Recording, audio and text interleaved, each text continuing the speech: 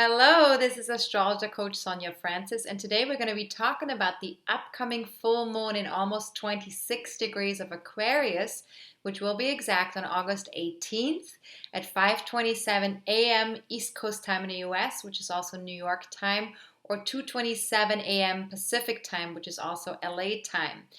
Now, the full moon is always an extroverted, relationship-oriented time. And this time around, it means that the moon in freedom-loving, forward-thinking Aquarius will oppose the sun in fun-loving and self-expressed Leo.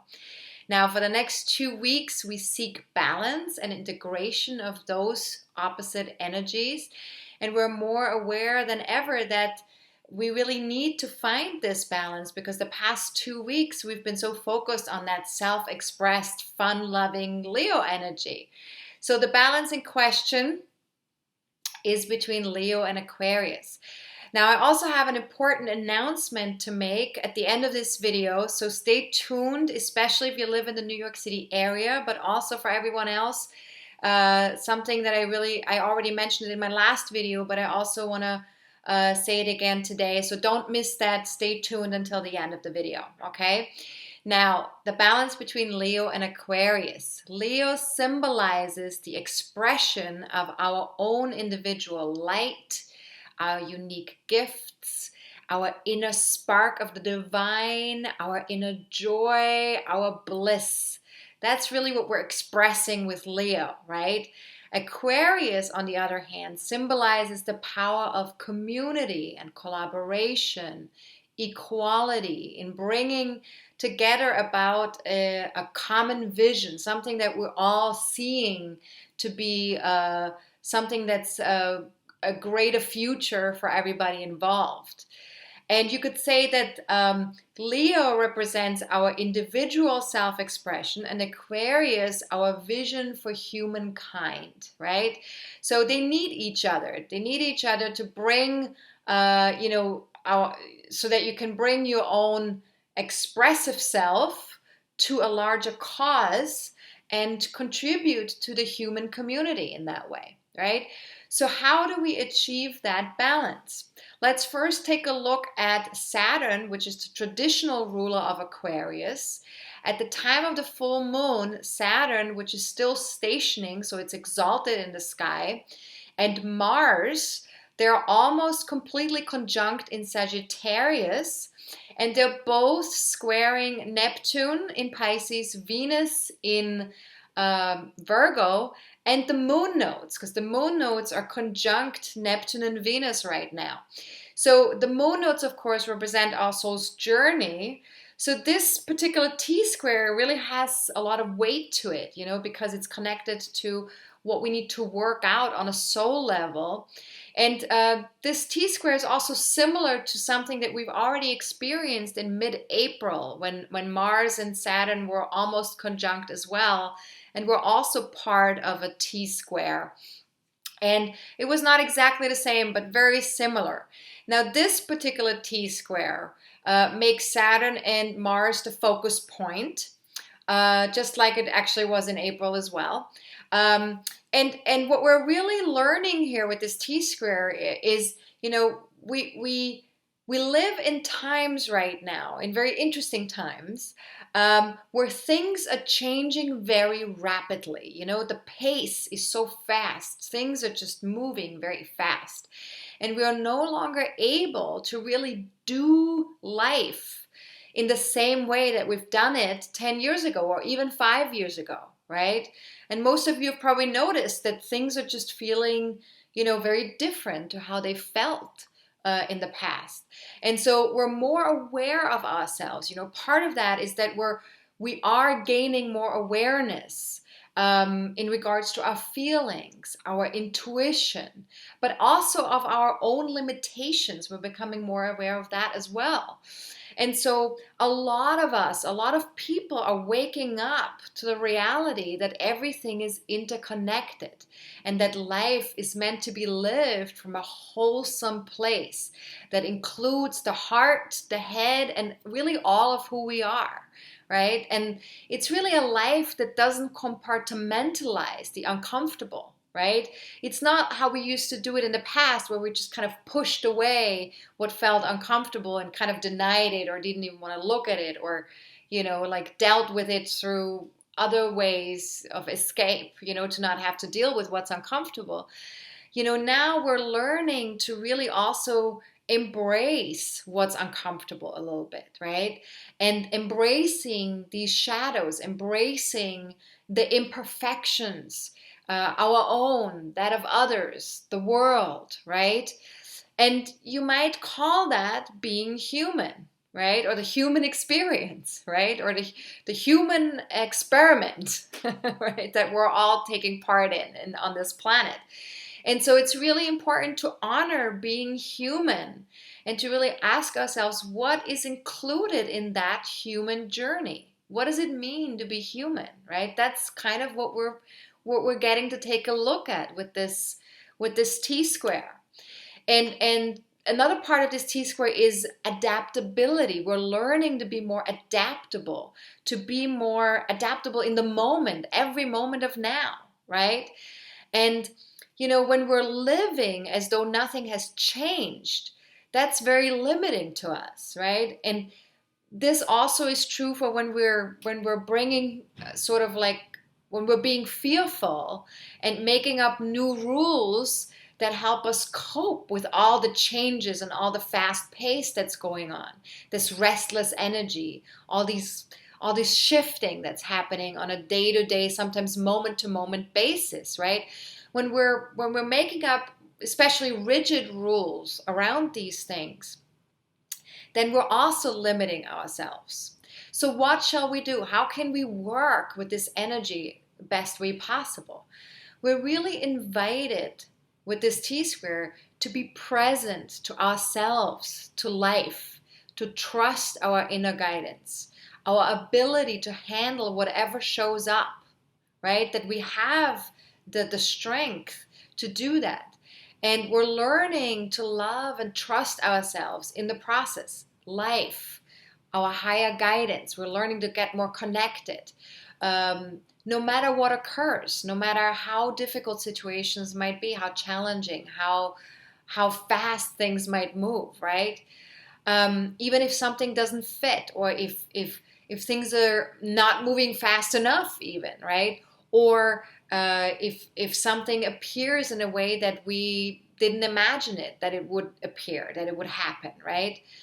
We're learning to still handle and adjust and work with whatever shows up, right? And a big part of this T-square is that our inner world needs to be seen. It needs to be involved. It needs to be embraced. It can no longer be ignored. It demands equality with our connection to the outside world. In the past, we've very much focused on the outside world for telling us what we need to do next, or how we need to deal with life, with challenges, right? There's been a lot of emphasis on looking to the outside world, looking to other people, looking to society, looking to, particular rules and regulations that we've grown up with to help us understand how life works. Well, now we're being invited to turn inwards and to look at what our inner life can tell us. So you can ask yourself with this, what might it look like to be more connected to our inner world, to my inner world? What would that look like? And in what ways could I tune into the subtle messages of my body and my heart? And this is very important because we're so conditioned to go to the head all the time. But our body and our heart has so much intelligence. There's so much knowingness in our body. In every cell that is in our body there is intelligence. The heart is so intelligent, right? It's a subtle intelligence. It's not as loud as the mind, but if we tune in, if we get sort of quiet, and if we slow down a little bit and we actually listen to the intelligence that's right down here, There's a lot to be gained by that. And that's something that we're learning right now. This is very important. Now, all the questions that I pose in this video, as always, you can find them on my website as well at AstrologerCoach.com via my weekly forecasts. If you wait until August 14th, I will post the weekly forecasts on that day. And if you go to Thursday, August 18th, you will find the full moon text, and within that text will be all the questions for this full moon video. Sometimes it can be helpful to kind of be able to read that as well, and if you want to use it for meditations or for journaling, it's a great way to be able to have it already written down, right?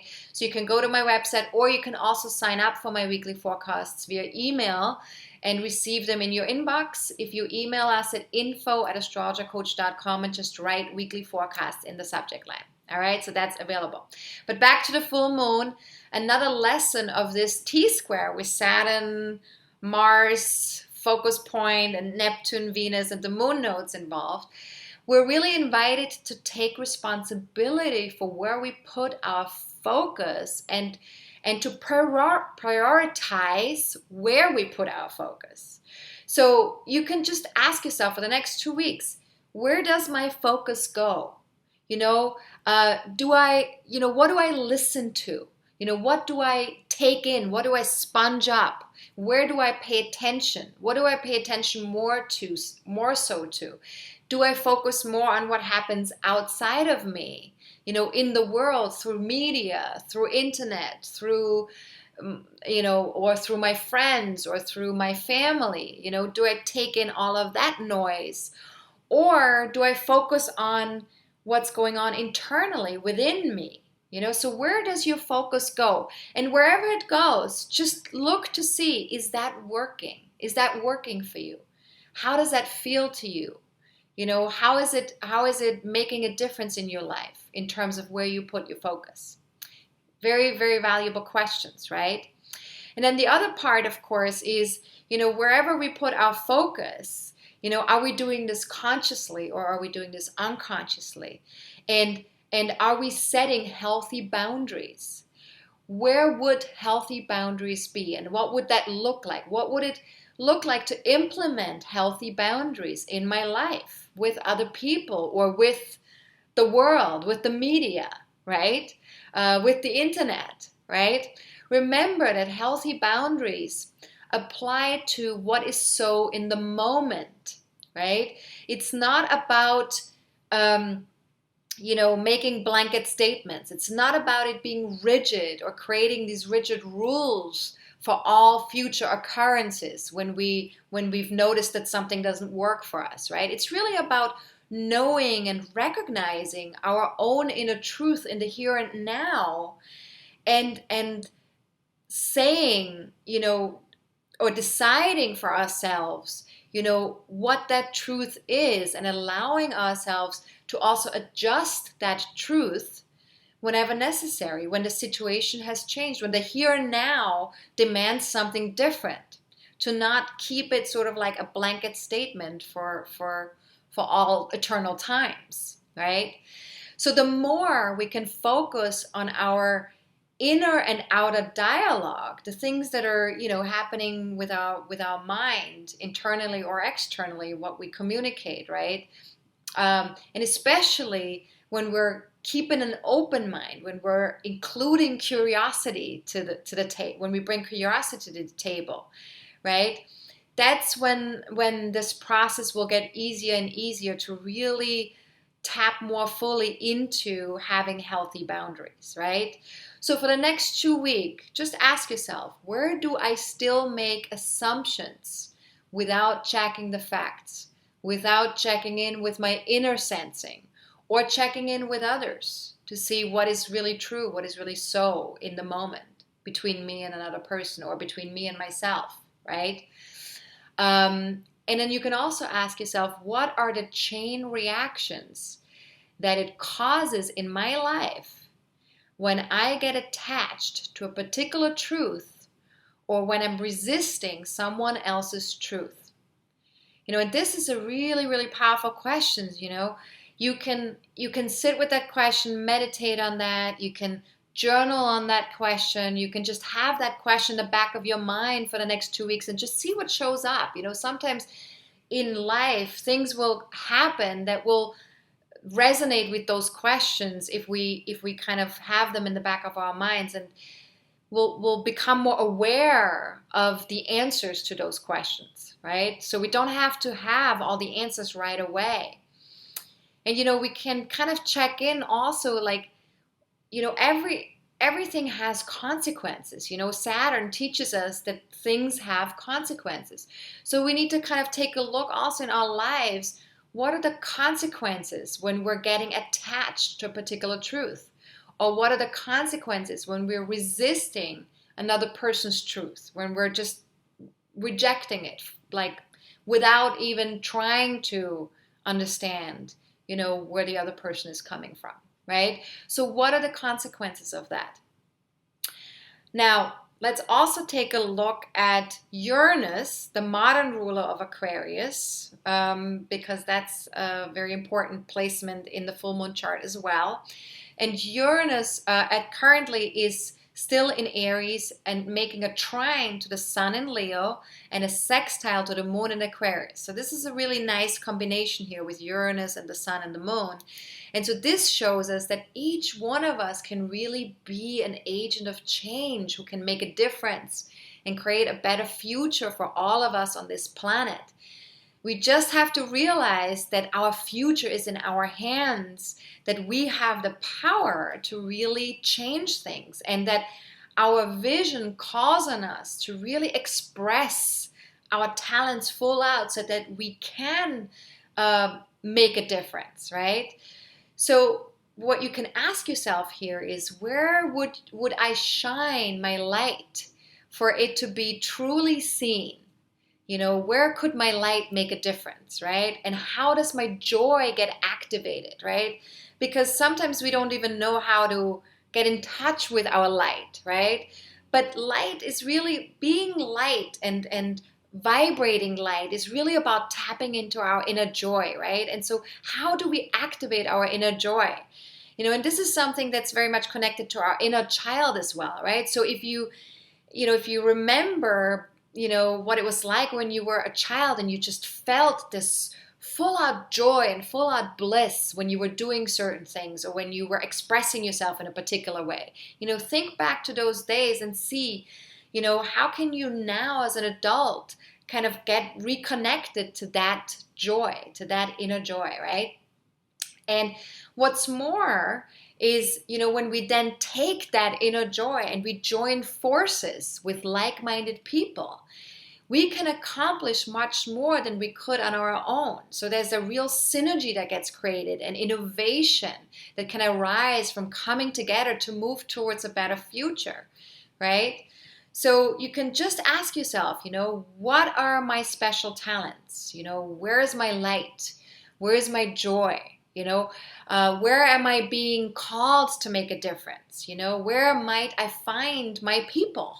The people, then those like-minded people, and what might be possible with a bigger network of like-minded people, right? How can I make an even bigger difference if I connect it to even more people, right? And what if making the world a better place were actually fun?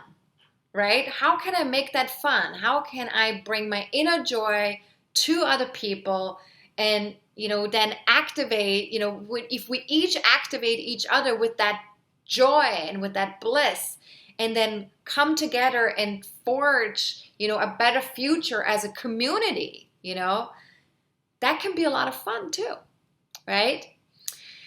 All right. So again, just, sit with these questions, allow to marinate in them, right? See what shows up. Now, the last thing I want to mention is Jupiter and Mercury are aligned in Virgo, and they're opposing Chiron in Pisces. And we had a similar aspect like this already at the beginning, in spring of this year. And this is about really embracing what's imperfect inside of us, in our world, in our relationships, you know, in the outside world. And it's really about seeing that it is a part of the larger perfection, that even though when things are imperfect, when things are not complete imperfect alignment, it's a part of the bigger, larger perfection of things, and that it's all perfect in the end, right?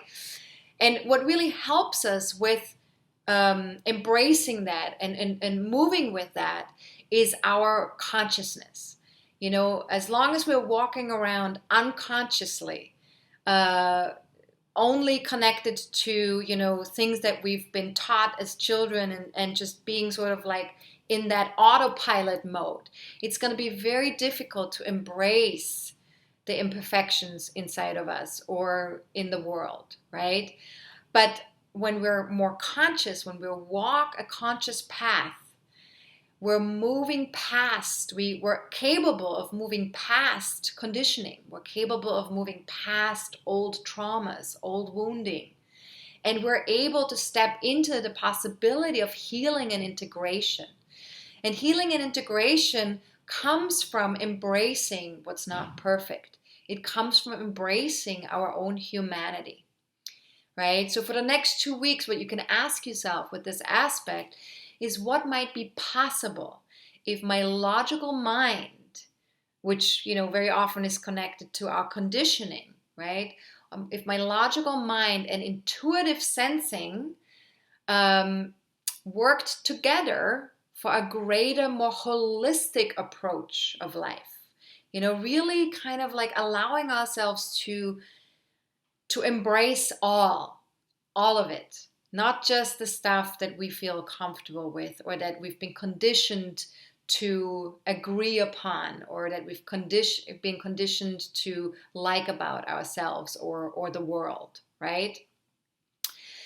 Another question you can ask yourself: how do I relate to my inner critic, right? Because with Venus, with Mercury in Virgo, actually Venus is in Virgo too, but with Mercury in Virgo opposing Chiron, right?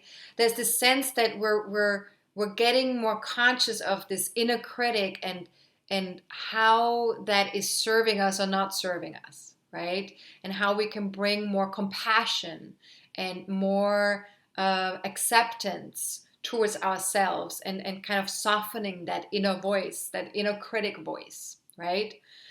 And then the last question is, what role does compassion play in my daily routines? How can we bring more compassion into our daily routines, into everything we do on a day-to-day basis, with ourselves, with other people? You know, like, how can we really open up to that? And that's really a heart energy, right? Like coming from the heart.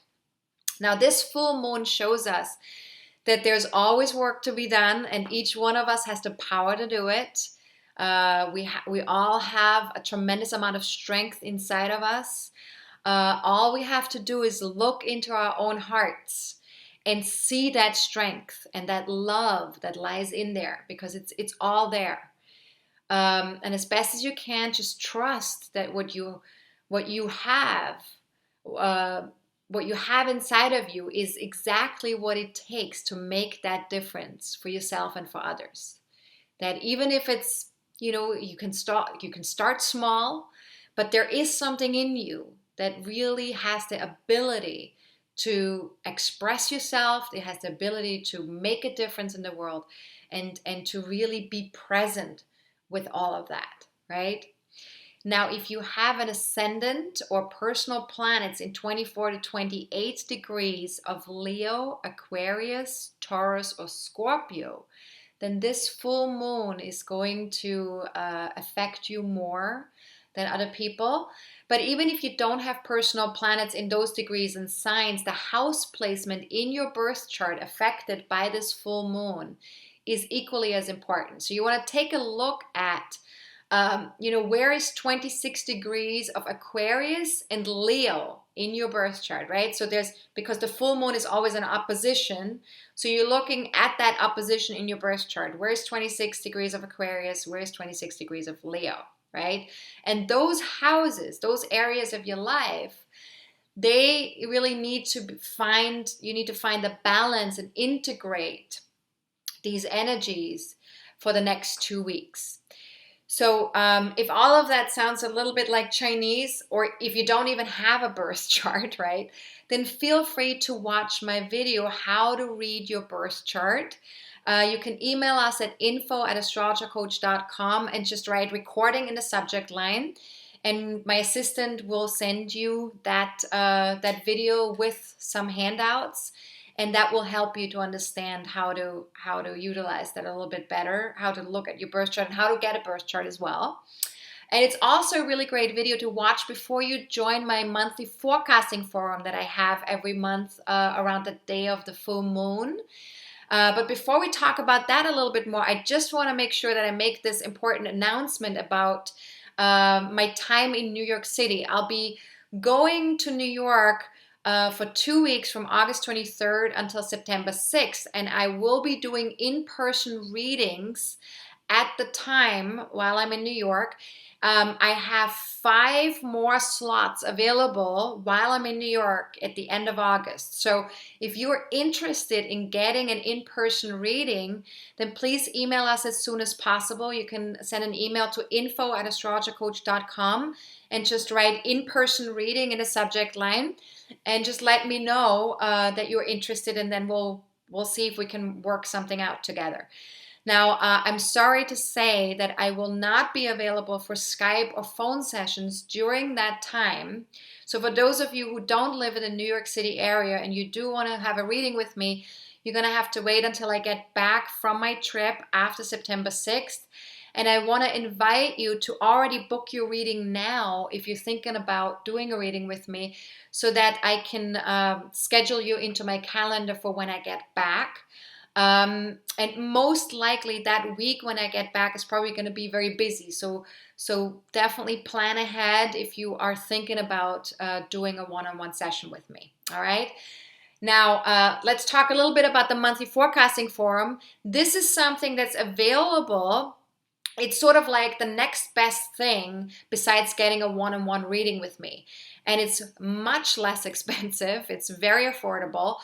And I do it every month. And it's a 90-minute webinar where we spend time together and we look at our birth charts. All of us will look at our birth charts actively during the webinar. And we look to see what do the upcoming energies tell us, that are happening for this particular forum, late August, early September, between the time of the full moon until the next full moon. And how do these energies impact us personally? And we'll look at our birth charts and see how these patterns, these energy patterns, where they land in your own birth chart, so you can understand them a little bit better. And so, of course, in late August, we have a Mercury retrograde coming up. In early September, we have a solar eclipse coming up in Virgo.